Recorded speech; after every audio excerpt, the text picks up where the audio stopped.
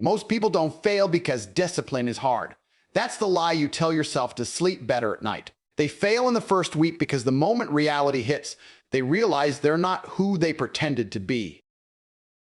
Day 1, you feel like a warrior. Day 3, you're negotiating with yourself like a coward. By day 7, you're back to your old habits. Scrolling, wasting time, lying to your own face. You don't lack discipline. You lack identity. And that's the part nobody wants to confront. You think discipline is about forcing actions. Wrong. Discipline is a language, and most of you are illiterate. Speaking in tongues isn't some mystical nonsense. It's what happens when your actions, thoughts, and standards are completely out of sync. You say you want success, but your behavior speaks weakness. You say you want control, but your habits scream addiction. That's your real language, not your words, your patterns. And right now, your patterns are exposing you. The first week destroys people because that's when the illusion dies. Motivation fades, and now you're left alone with your real self. No hype, no excitement, just raw truth. And that truth is ugly. You don't wake up early because you're tired.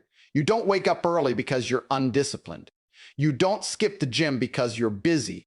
You skip because you're weak. You don't break routines because life is hard. You break because your identity is fragile.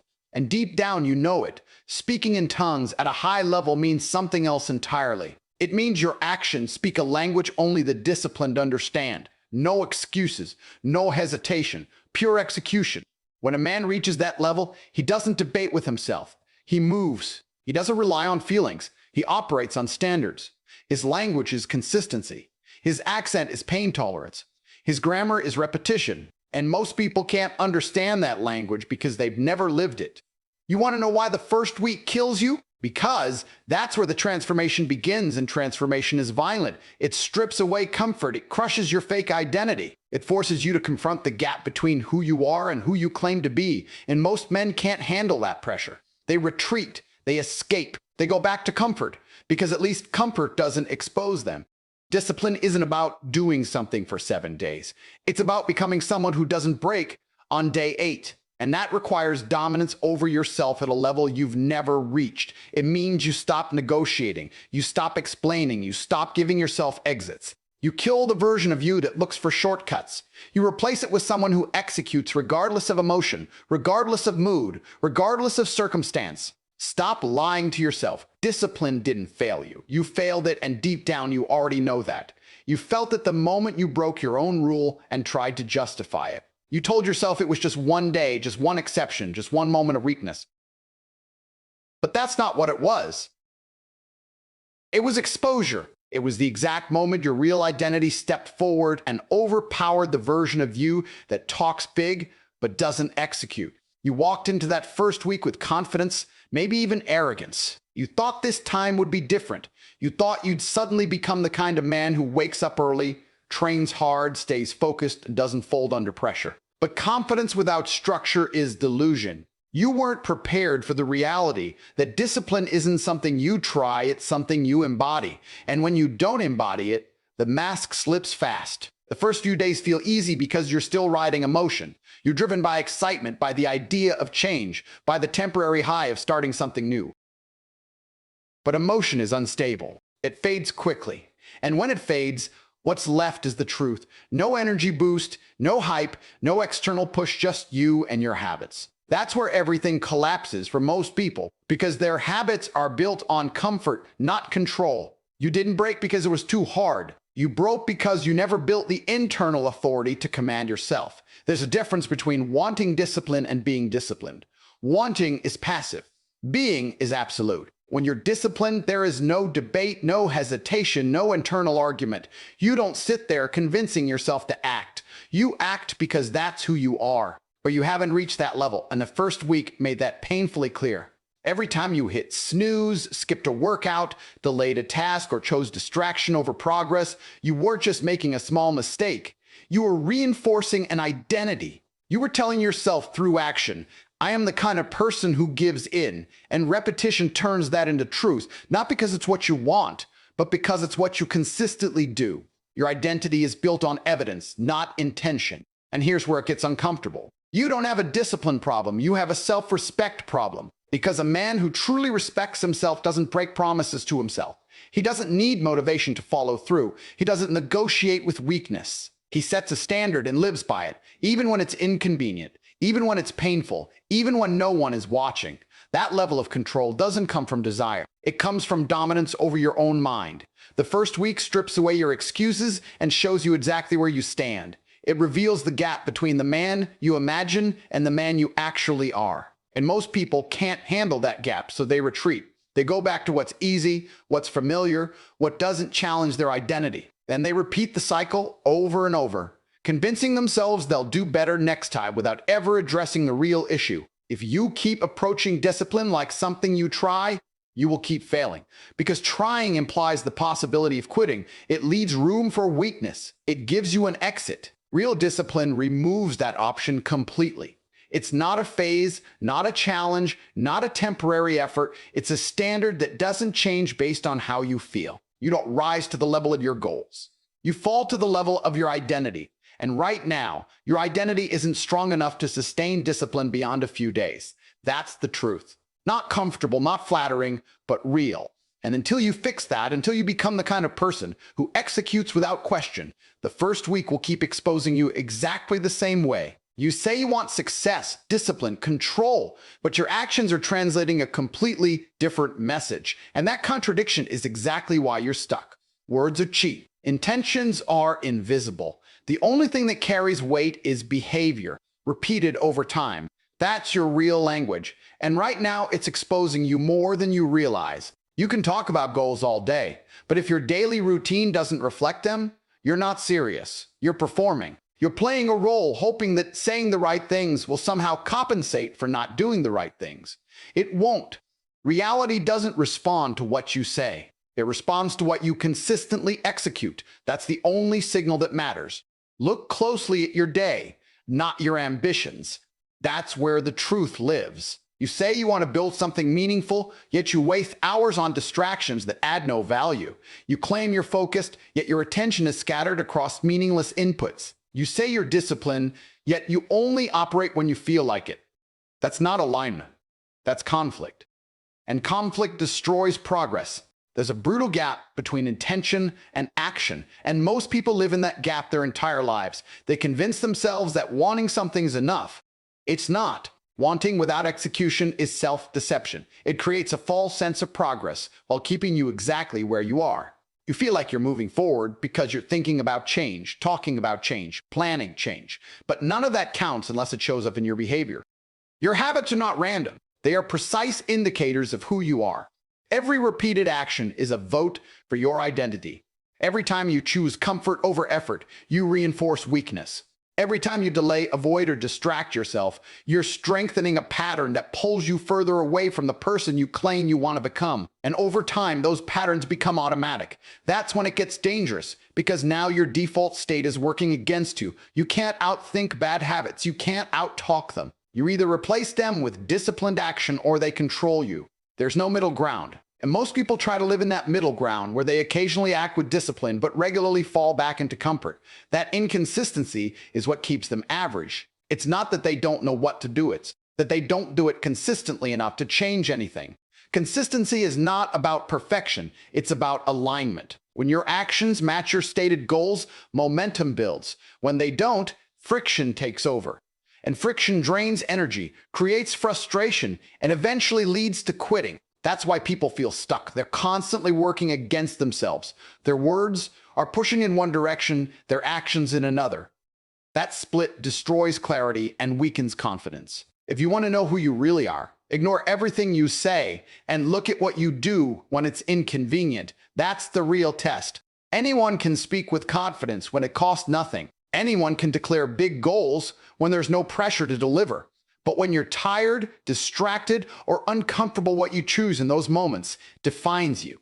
That's your true language. And here's the uncomfortable reality. Until your actions become stronger than your excuses, nothing changes. You can consume all the information you want, watch all the content, make all the plans. But if your behavior doesn't shift, your life doesn't move. There is no shortcut around this. No strategy that replaces execution. No mindset trick that overrides action. You don't need to say less. You need to do more. You don't need better ideas. You need better standards. Because once your actions start aligning with your goals, everything becomes simpler. Not easier, but clearer. You stop questioning yourself. You stop doubting your direction. Because now your behavior is backing your ambition. Until then, you're just speaking a language of weakness, and the world can see it, even if you refuse to. You think motivation is your engine, but it's actually your biggest weakness. It feels powerful at the start, fast, intense, almost addictive. It gives you that surge of energy where everything seems possible, where discipline feels easy, where you believe this time you'll finally follow through. But that feeling is temporary, and the moment it fades, so does your performance. That's exactly where most people collapse right after the illusion wears off. The first 3 days are dangerous because they trick you into believing you've changed. You wake up early, you execute, you push harder than usual, and you start building a narrative in your head that you become someone new. But you haven't. You just borrowed energy from emotion. And borrowed energy always needs to be paid back. When motivation drops, and it always does, you're left exposed. Without structure, without a system, without anything solid to hold you in place. This is where reality separates men. Because once the excitement disappears, what's left is routine, repetition, boredom. The exact conditions most people avoid. There's no applause in discipline, no instant reward, no emotional high, just quiet, consistent execution. And if you're relying on motivation to carry you through that, you're already finished. Motivation is unpredictable. It depends on how you feel, what you watched, who you talked to, how much sleep you got. It fluctuates constantly, and anything that unstable cannot be the foundation of something you expect to last. And most people build their entire approach on it. They wait to feel ready, wait to feel inspired, wait to feel energized, and when that feeling isn't there, they hesitate. That hesitation is where discipline breaks. Structure doesn't care how you feel. Standards don't adjust based on your mood. That's the difference. When you operate on motivation, you're emotional. When you operate on structure, you're controlled. And control is what creates consistency. You don't need to feel like working. You need to work because it's scheduled, because it's required, because it's non-negotiable. Look at your failures closely and you'll see the pattern. You started strong, then gradually slowed down. You missed one action, then another. You told yourself you'd get back on track tomorrow. And before you knew it, the entire system collapsed. That didn't happen because you lost motivation. It happened because you never had a system strong enough to replace it. A system removes decision-making. It eliminates the question of, should I do this today? Because the answer is already decided. It turns discipline into a process instead of a choice. And that's critical because every time you leave room for choice, you leave room for weakness. The more decisions you have to make, the more chances you have to fail. Standards go even deeper. They define what you accept and what you reject, regardless of circumstances. When your standard is high, skipping work isn't an option. Cutting corners isn't an option. Making excuses isn't an option. You don't debate these things. You eliminate them. That level of clarity removes friction and builds momentum. The truth is simple but harsh. Motivation is for amateurs. It's useful at the start, but it's irrelevant after that. Professionals rely on systems, routines, and standards that function even when they don't feel like it. They don't wait for the perfect mindset. They execute with whatever mindset they have because their structure carries them forward. If you keep depending on motivation, you'll keep restarting. You'll keep experiencing the same cycle of excitement, effort, burnout, and failure. Nothing will change because the foundation is flawed. You're building on something that disappears the moment it's tested. What replaces motivation is discipline built into your environment, your schedule, and your identity. It's not exciting. It's not glamorous, but it works every single time. You don't lose discipline in the moment you quit. You lose it the second you start negotiating with yourself. That quiet internal conversation, the one where you justify delay, soften standards, and create exceptions, is where control slips. It doesn't look dramatic. It feels reasonable. That's why it's dangerous. You tell yourself you'll do it later, that today is different, that you deserve a break, and just like that, the standard you set is no longer a rule. It's a suggestion. Excuses rarely sound weak when you say them. They sound logical, even intelligent. You frame them in a way that protects your ego. You say you're being realistic, that you're managing energy, that you're adapting. But strip away the language. The truth is simple. You're avoiding discomfort. You're choosing ease over effort. And every time you do that, you train your mind to prioritize comfort instead of control. Discipline requires a level of honesty most people aren't willing to face. It forces you to admit that your limits are often self-imposed, that your reasons are usually preferences in disguise. You say you're too tired, but you're not too tired to scroll for hours. You say you don't have time, but you waste it on things that don't move your life forward. You say the timing isn't right, but the timing is never right for someone who's always waiting for conditions to improve. The problem isn't the excuse itself, it's the permission you give it. The moment you accept one excuse, you open the door for another. It becomes easier the next time, and easier again after that. What started as a rare exception becomes a pattern. And once it's a pattern, it defines you. You become the person who bends under pressure, who adjusts standards based on mood, who looks for ways out instead of ways through. There's a difference between being strategic and being soft. Strategy is intentional. It's planned. It serves a purpose. Excuses are reactive. They appear in moments of discomfort and offer you an escape. If you're not careful, you start confusing the two. You convince yourself you're being smart when you're actually being weak. And that confusion keeps you stuck because you never addressed the real issue. Eliminating excuses doesn't mean ignoring reality. It means refusing to let temporary discomfort dictate permanent decisions. It means recognizing that most of what you label as problems are just situations you don't feel like dealing with. And discipline doesn't wait for feelings to align, it moves regardless of them. That's what separates control from chaos. When you operate without excuses, your behavior changes immediately. There's no delay, no second guessing, no internal debate. The task is in front of you and you execute. Not because it's easy, not because you're in the mood, but because you've decided that your standards are non-negotiable. That decision removes friction. It simplifies everything. You stop wasting energy thinking about what to do and start using that energy to actually do it. The uncomfortable truth is that excuses are a form of self-betrayal. You set a commitment, then you break it, and then you justify the break. Over time, that erodes trust in yourself. You stop believing your own words because you've proven repeatedly that you don't follow through. And without self-trust, discipline becomes impossible. You can't build consistency on a foundation of broken promises. Removing excuses rebuilds that trust. Every time you follow through despite resistance, you reinforce the identity of someone who does what he says. That identity compounds. It grows stronger with each action. And eventually, the idea of making an excuse doesn't even occur to you because it no longer aligns with who you are.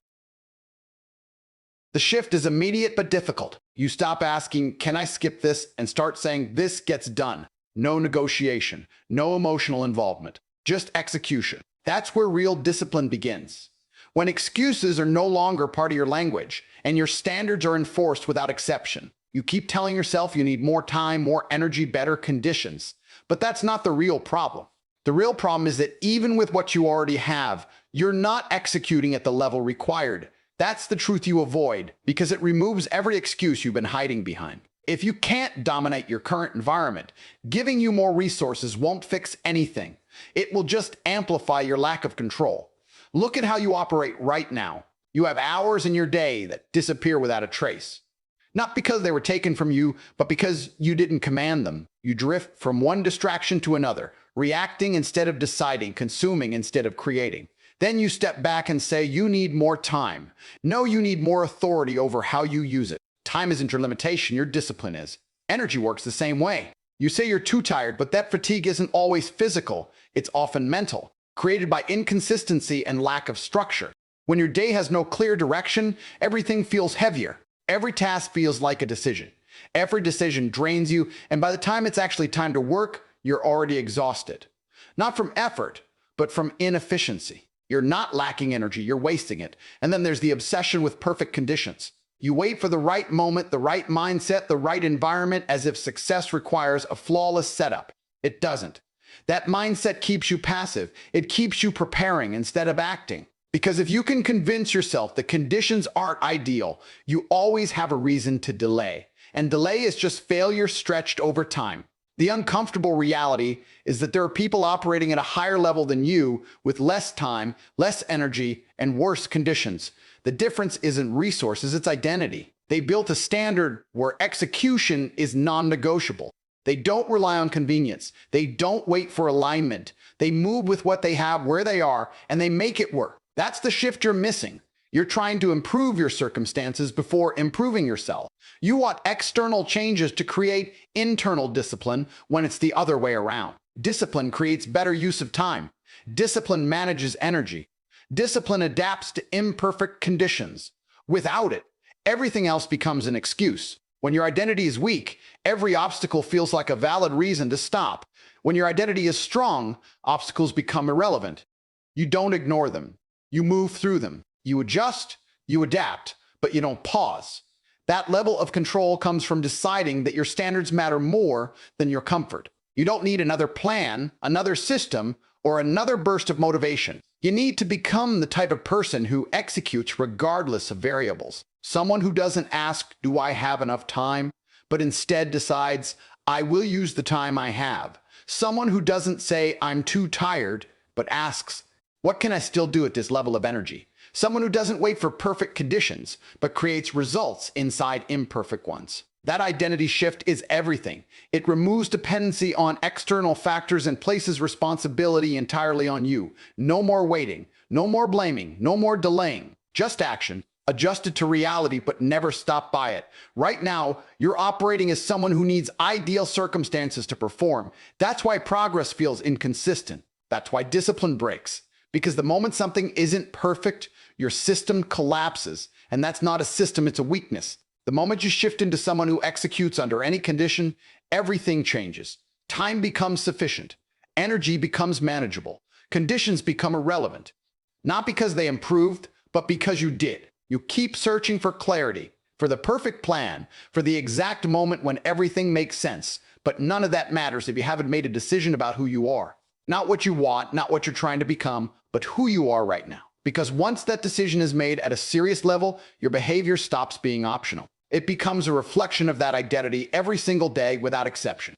Most people never make that decision. They live in a constant state of trying, shifting between versions of themselves, depending on mood, environment, and pressure.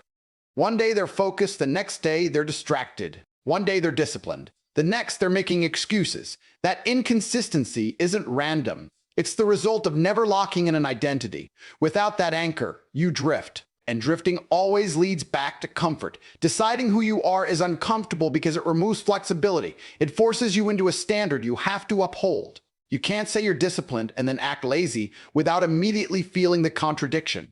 You can't claim control and then give in to distraction without recognizing the gap. That tension is necessary.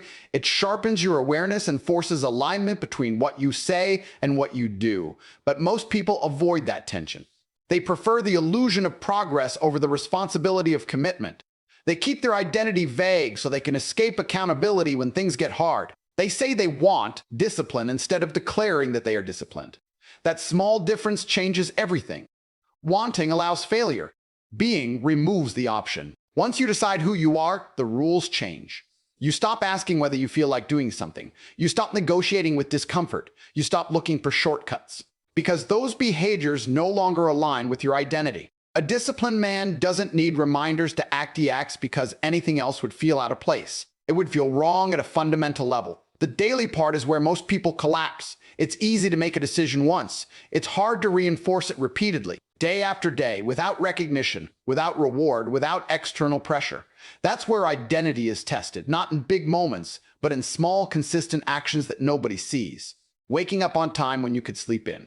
Completing tasks when you'd rather avoid them. Staying focused when distractions are everywhere. These moments seem insignificant, but they compound into something powerful.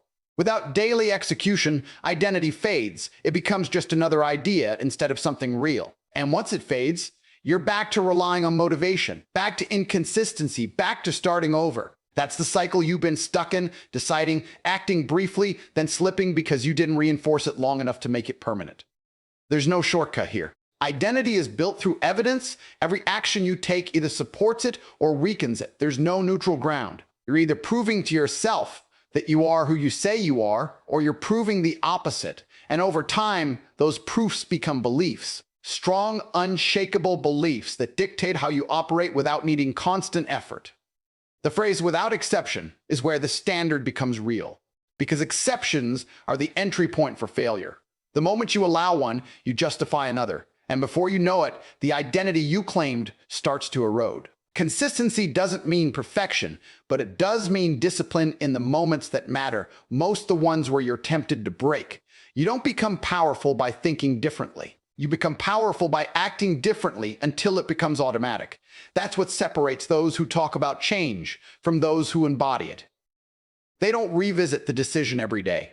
They made it once, and now they enforce it through action. Right now, you're undecided.